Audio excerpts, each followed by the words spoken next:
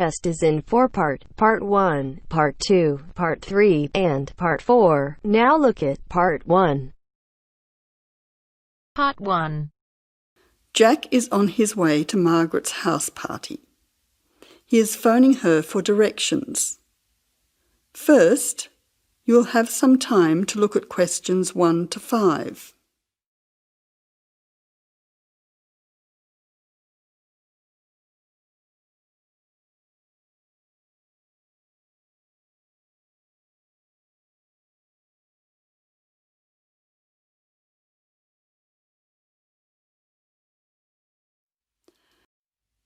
Now listen carefully and answer questions 1 to 5. Jack has got lost on his way to Margaret's party. He is phoning her for directions.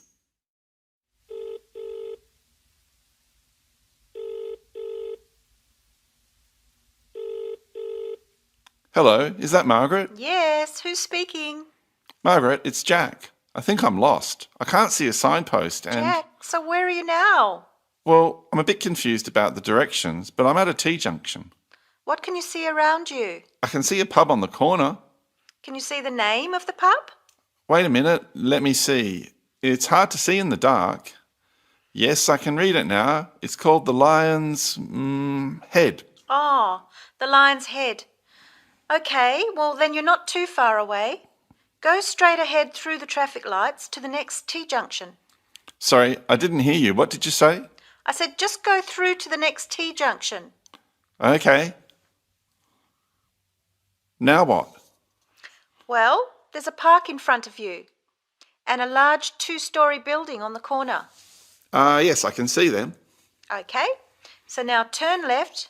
Hang on, you're coming up the street, so you'll have to turn right. Okay, got it. What's the name of your street? It's Wesley Street, Wesley, number 70. We're the 5th house on the left. You should see a red letterbox and some bushes in front of the house. Okay, 5th house, number 70. I should be there soon. Am I late for the party? It sounds like things are happening there. No, it's only just started. That's good. I should be there in the next 10 minutes. See you soon. Jack hangs up and walks on. 7 minutes later, he calls Margaret again, as he still can't find the house. You now have some time to look at questions 6 to 10.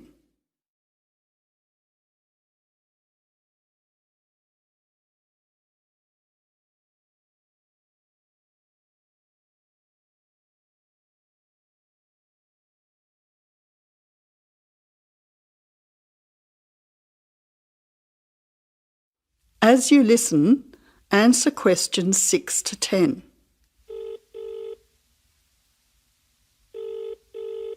Who's speaking? Hi, Margaret. It's Jack again. Sorry to bother you. Listen, would you mind doing me a favour? Of course, what? Could you tell Mike I have got his camera? I've tried to send him a text message, but it's not going through. Oh, he's not here yet. Oh dear, he said he'd be there early. He might be lost too. Okay, I'll call him. What's his number? 0482 563379. Oh, so that's 0485. No, 0482 563379. Okay, I'll call him right away. But where are you now? Well, I'm in your street, but I still can't find your house. I can't see the numbers very clearly, or a red letterbox. It's pretty dark. I thought you said it was easy to find. Oh, okay, wait there. I'll come outside and get you. All right then, and don't worry about calling Mike. I'll try to call him now. Hang on, there's someone coming down the street.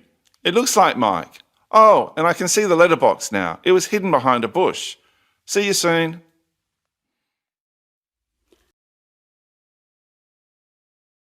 That is the end of Part 1. You now have half a minute to check your answers.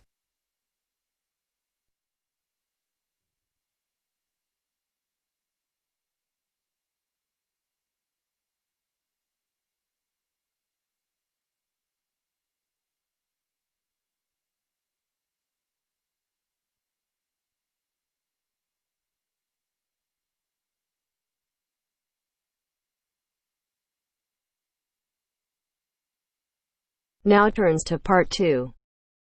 Part 2.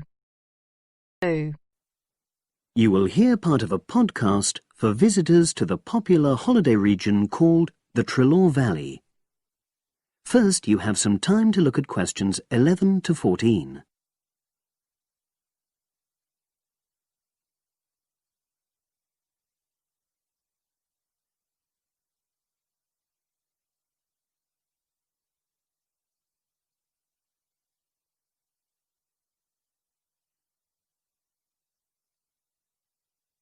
Now listen and answer questions 11 to 14. The valley and estuary of the River Trelaw forms an unspoilt, beautiful landscape, rich in both wildlife and sites of historic interest. There are many ways to explore the area, and public transport links are good. It is possible to leave your car behind and travel by boat, train, or bus, with just short walks in between stops. The Trelaw Valley Passenger Ferry runs between villages along the river estuary and provides a link with a train station at Barry, which is about 10 minutes' walk from the riverside village of Calton. In the past, the river was the main form of transport in the area, and as in the past, today's ferry service operates according to nature. The river estuary is tidal, and so the ferry timetable differs from day to day, according to the times and height of the tide. The ferry is also seasonal, normally running between April and September, depending on the weather. A timetable for the whole year can be downloaded from the internet by visiting www.trelawferry.co.uk. If you just want to sit and relax and enjoy the lovely scenery, you can take a river cruise to Calton and back from the nearby city of Plymouth. In the past, steamships brought early tourists along the same route.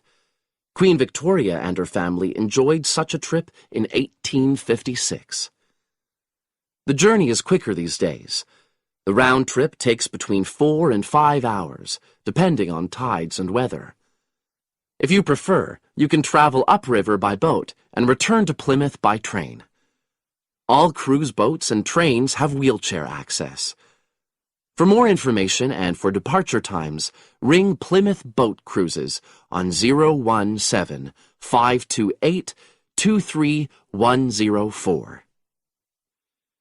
Trains run several times a day throughout the year between Calton and Plymouth, with various stops in between. They are used by both local commuters and tourists who want to enjoy the beautiful scenery. The highlight of the journey is crossing the river on the stunning viaduct, which was built at the beginning of the 20th century and towers 120 feet over the water. It is unnecessary to book, and tickets can be bought on the train. For information about fares and timetables, contact National Rail Enquiries by phone or online. The bus service in the Trelaw Valley now connects all train stations and villages in the area. Especially for holidaymakers, there's a Rover ticket which can be used at weekends and on national holidays and allows unlimited journeys on those days. The Rover ticket provides great value for money and is now even cheaper than it was last year. An adult ticket costs £5.50 a day. Senior citizens can travel for £4.50, and a family ticket for up to 5 people costs just £12. Tickets can be bought on the bus. Now you have some time to look at questions 15 to 20.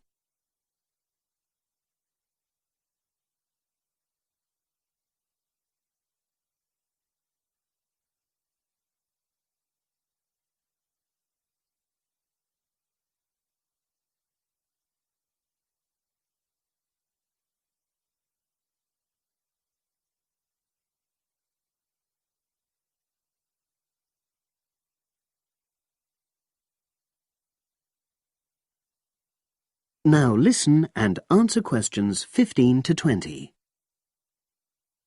At the center of the Trelaw estuary area is the historic riverside village of Calton.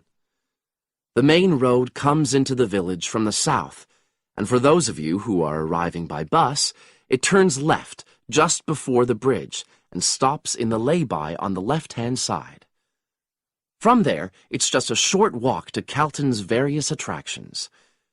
If you're arriving by car, you have to leave it in the main car park. Go over the bridge and take the first turning on the right. Then go on until you come to the end of that road. It's the only place to park in Calton, but there's no charge. If you're interested in local history, there's a museum in Calton with farming, fishing, and household implements from the late 19th century. As you come in from the south, cross the river and go straight on the same road until you reach the end.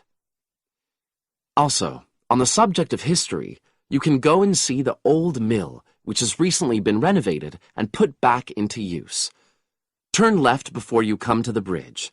Then go straight on and then take the first turning on the right. This leads straight there. If you're interested in arts and crafts, there's a potter's studio where you can watch the artist at work. After crossing the bridge, turn left and it's the second building on the left. Finally, when you feel in need of refreshments, there's a cafe opposite the old boathouse and a picnic area near the mill.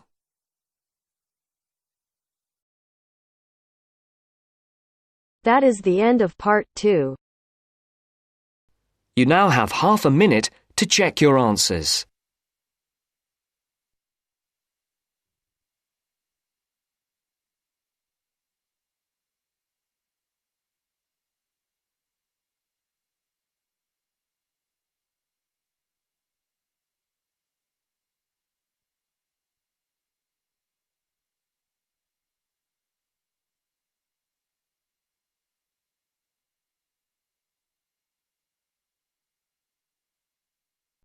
Now turns to part 3.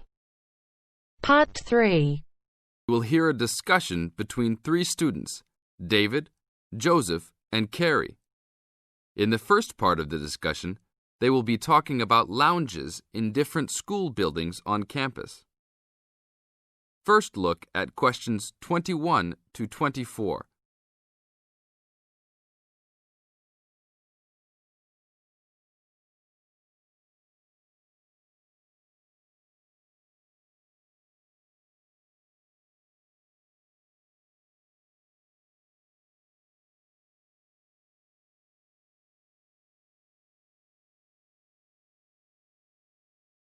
Now listen to the first part of the discussion and answer questions 21 to 24.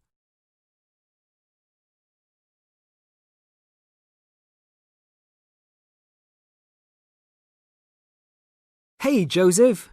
Long time no see. How's it going? Oh, hey, David. It's going fine. I'm a little overwhelmed with all these new courses, but I'm hanging in there. Have you met my girlfriend, Carrie? No. Hi, Carrie. Hi, David. Joseph told me about you. You two had quite the time last semester in European history, I hear. Yeah, we like to hang out after class. Now it's a little harder, though. Lounges aren't as good as they were back there in Wilson Hall. Yeah, they had chairs, couches, and tables to put your stuff on. And that lounge was full. There must have been 25 seats in there. Really? The lounge in Jones Hall, where I have my communications course, only has about 10 chairs. It's awful. We all just stand around or leave. I wish we could hang out more. Well, Agriculture Hall is next door. Their lounge is on the first floor, and it has couches. I think there are about 6 of them, and they're comfortable and hardly used at all. That's not a good idea. Thanks. But don't go to lounge at Skidmore Hall. I don't even know why they call it a lounge. It's just 4 chairs in the corner of the main walkway. In the second part of the discussion, David, Joseph, and Carrie continue talking about conducting a survey. Before you hear the rest of the talk, you have some time to look at questions 25 to 30.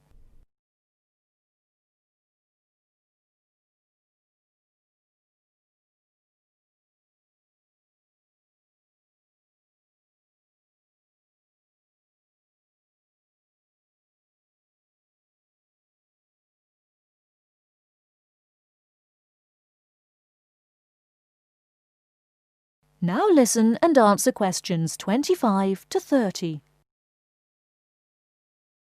Guys, we should really do something about those lounges. I mean, couldn't we gather signatures and try to get the university to improve some of the facilities? Yeah, that's a great idea. But we can't just say something random like, oh, you need to make the buildings nicer. We should come up with some kind of ranking system and have students rank buildings, how beautiful they are, how nice they are, etc. Well, if we were ranking on a scale of 1 to 3, you all know that I would rank Skidmore Hall a 1. Like I just said, that place is awful. No facilities. The bathrooms are way down in the basement. You're right. But they do have a nice balcony on the 3rd floor. That might increase its value. But you shouldn't rank the architecture. You should rank how nice the building is for students to hang out in. Oh, okay, then I agree with you. So should we do this? I think it's a great idea. But let's try it ourselves on a couple buildings so that we can work out any bugs in it. I think Wilson Hall is the best. Sure, but we've already begun. We will give a building 1 point if it has poor facilities, not enough chairs and no vending machines, that kind of thing. And give a building 2 points if it is okay or acceptable. We can rank buildings that we really like as having 3 points. So like Joseph said, I think Wilson Hall is the best. It should have 3 points for sure. And Skidmore has a 1. Now what other buildings should we rank? How about Merris Hall? No, they're not done with that one yet. But it looks like that will be a good place to hang out. How about Agriculture Hall? You said something about that hall a bit earlier. Oh yeah, they have that lounge with couches that no one uses. But that might indicate that people don't hang out there for other reasons. They don't have any drink machines. That's why I never go there. Oh, well, then I think it's an average building. Let's give it the middle ranking. I agree. It could be improved slightly, but it's got a couple of nice features. I like that lounge in that 3rd floor, for example, but the stairs are too short. I always trip when I'm walking up them. This ranking is getting complex. Okay, one building we haven't talked about is Canton Hall. What do you guys think of Canton? Is that next to the law building? Yep. It's got this excellent connecting corridor with chairs and desks to relax and work at. The cafeteria there is great too. I think that place is just as good as Wilson. Well, I've only been there once, and didn't know that was what it was called. It was kind of confusing, and it's kind of far for me to go, but I liked it. So I'll give it the middle ranking. 2 points because it had nice facilities, but a poor and confusing layout. Oh, Joseph, you like Canton Hall? I hate that place. It's so mechanical, cold and impersonal. The furniture is nice, sure, but it's the last place on campus I would go to. I give it a 1. Interesting. Well, let's write this little survey up and start passing it around. I don't have time to type it up. Can you? Sure. I'll do it after my biology class. Should we meet up at Wilson tonight around 8? Sure. No problem. We'll see you then.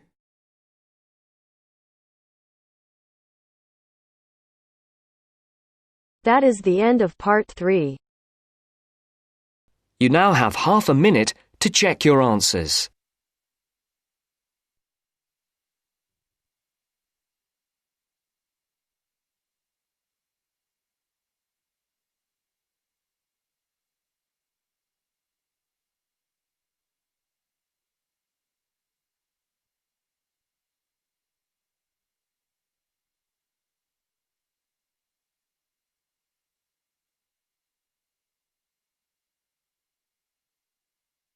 Now turns to part 4. Part 4. Listen to an interview. Mr. Brooks, Mark, Jean and Robert are being interviewed on the subject of friendship. First, you have some time to look at questions 31 to 40.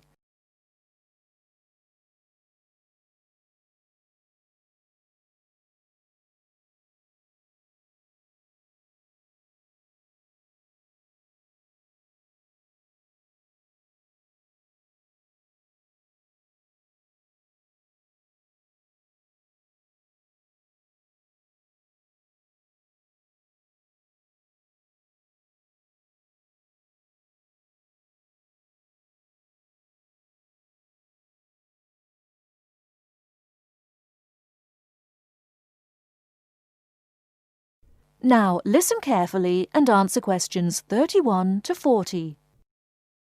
I consider friendship to be one of the most important things in life, whatever your status, married or single.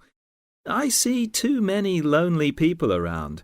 A lot of us get so involved with material values, family problems, keeping up with the Joneses, etc., that we forget the real meaning of friendship. Which is what, according to you? They say a friend in need is a friend indeed, which is partly true. But a real friend should also be able to share your happy moments without feeling jealous. A good friendship is one where you can accept and forgive him, understand mood, and don't feel hurt if a friend doesn't feel like seeing you. Of course, honesty is an essential part of any relationship. We should learn to accept our friends for what they are. As a married man, do you find your friendship is only with other men? Of course not. Both my wife and I have men and women friends, thank goodness. Although family life is fulfilling, it isn't enough. Both my wife and I get tremendous satisfaction from our friends, married or single, male and female.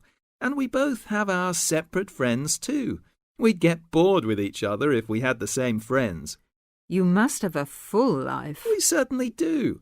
And as I say, our friendship gives us a lot of pleasure. After all, friends should not be people with whom you kill time. Real friendship, in my opinion, is a spiritually developing experience. I've never had a lot of friends. I've never regarded them as particularly important. Perhaps that's because I come from a big family, 2 brothers and 3 sisters, and lots of cousins.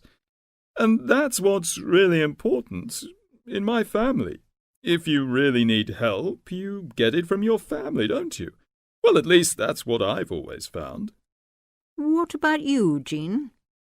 To me, friendship, having friends, people I know I can really count on. To me, that's the most important thing in life. It's more important even than love. If you love someone, you can always fall out of love again, and that can lead to a lot of hurt feelings, bitterness and so on. But a good friend is a friend for life. And what exactly do you mean by a friend? Well, I've already said, someone you know you can count on. I suppose what I really mean is, let's see, how am I going to put this? It's someone who will help you if you need help, who will listen to you when you talk about your problems, someone you can trust. What do you mean by a friend, Robert? Who likes the same things that you do. Who you can argue with and not lose your temper, even if you don't always agree about things. I mean, someone who you don't have to talk to all the time, but can be silent with, perhaps. That's important, too. You can just sit together and not say very much sometimes. Just relax. I don't like people who talk all the time. Are you very good at keeping in touch with your friends if you don't see them regularly? No, not always. I've lived in lots of places, and, to be honest, once I move away, I often do drift out of touch with my friends. And I'm not a very good letter writer either. Never have been. But I know that if I saw those friends again, if I ever moved back to the same place, or for some other reasons we got back into close contact again, I'm sure the friendship would be just as strong as it was before. 7 of my friends have moved away, got married, things like that. One of my friends has had a baby recently, and I'll admit, I don't see or hear from her as much as I used to. She lives in another neighbourhood, and when I phone her, she always seems busy. But that's an exception. I write a lot of letters to my friends, and get a lot of letters from them. I have a friend I went to school with, and 10 years ago she emigrated to Canada. But she still writes to me every month, and I write to her just as often. That is the end of part 4. You now have half a minute to check your answers.